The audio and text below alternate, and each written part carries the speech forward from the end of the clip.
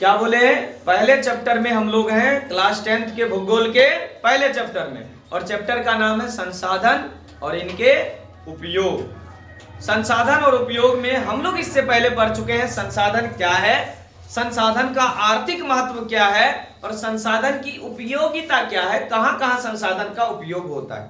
ठीक, और आज हम लोग पढ़ रहे हैं संसाधन का वर्गीकरण। क्या पढ़ रहे हैं, संसाधन का वर्गीकरण। संसाधन को कई आधारों पर विभाजित किया गया है, कई आधारों पर बांटा गया है, और विभिन्न आधारों पर बांटने के लिए अलग अलग प्रकार से जो दिख रहा है आपको बोर्ड पर वो सब चीज समझ रहे हैं। सबसे पहले हम आपको दिखा रहे हैं क्या, उपलब्धता के आधार पर। किसके आधार पर, उपलब्धता के आधार पर संसाधन के प्रकार। तो उपलब्धता के आधार पर संसाधन दो प्रकार के होते हैं, प्राकृतिक और क्या, मानव निर्मित। प्राकृतिक और मानव निर्मित कितने प्रकार के, दो प्रकार के। क्या क्या, प्राकृतिक और मानव निर्मित संसाधन।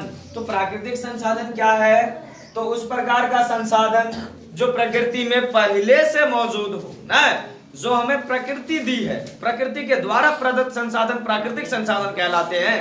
जैसे बताइए तो क्या क्या, सूर्य मिलता है हम लोगों को तो सौर ऊर्जा, पृथ्वी का मिट्टी हमको हो गया, हवा हो गया, जल हो गया, जंगल हो गया, ये सभी प्राकृतिक संसाधन है, पहाड़ वगैरह सब चीज ना।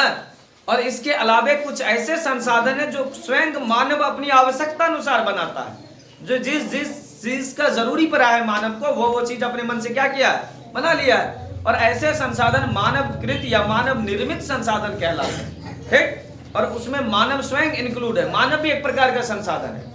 ठीक, तो वे संसाधन जिन्हें मानव अपनी आवश्यकता अनुसार बनाते हैं उन्हें मानव निर्मित संसाधन कहते हैं। जैसे आपका घर हो गया, भवन हो गया, कार्यालय हो गया, मोबाइल हो गया, टीवी हो गया, बेंच डेस्क कुर्सी फर्नीचर फलना चिलना ढमका, जितना भी ये सभी क्या है, क्या है, मानव निर्मित संसाधन। ये किसके आधार पर था, तो ये उपलब्धता के आधार पर था। अब हम दूसरा लिखे हैं क्या, देखिए तो उत्पत्ति, क्या, स्रोत या उत्पत्ति के आधार पर। किसके आधार पर, स्रोत या उत्पत्ति के आधार पर भी संसाधन दो प्रकार के होते हैं। क्या क्या, जैव या जैविक, अजैव या अजैविक। जैव संसाधन किसको कहेंगे, तो सभी सजीव संसाधन, क्या, सभी सजीव संसाधन जैव संसाधन कहलाते हैं, और सभी निर्जीव संसाधन अजैव संसाधन कहलाते हैं। एक लाइन में खत्म हो जाएगा परिभाषा। सभी सजीव संसाधन जैव या जैविक संसाधन कहलाते हैं, जैसे मानव, जंतु, पक्षी, कीट पतंग आदि।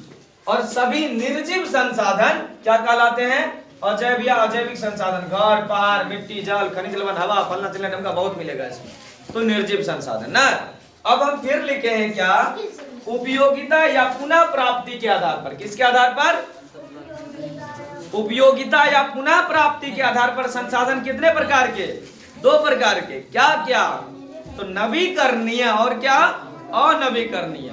उस प्रकार का संसाधन जो प्रकृति में एक बार समाप्त होने के बाद पुनः प्राप्त तुरंत हो जाता है, किसी ना किसी प्राकृतिक विधि द्वारा जिस संसाधन की प्राप्ति हमें पुनः हो जाती है, तुरंत हो जाती है एक बार समाप्त होने के बाद, ऐसे संसाधन कहलाते हैं नवीकरणीय संसाधन।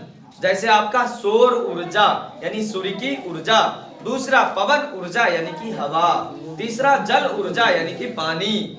ऐसे ऐसे और भी कुछ संसाधन है जो तुरंत आपको प्राप्त हो जाते हैं। और अगला देखिए तो क्या है, अनवीकरणीय संसाधन।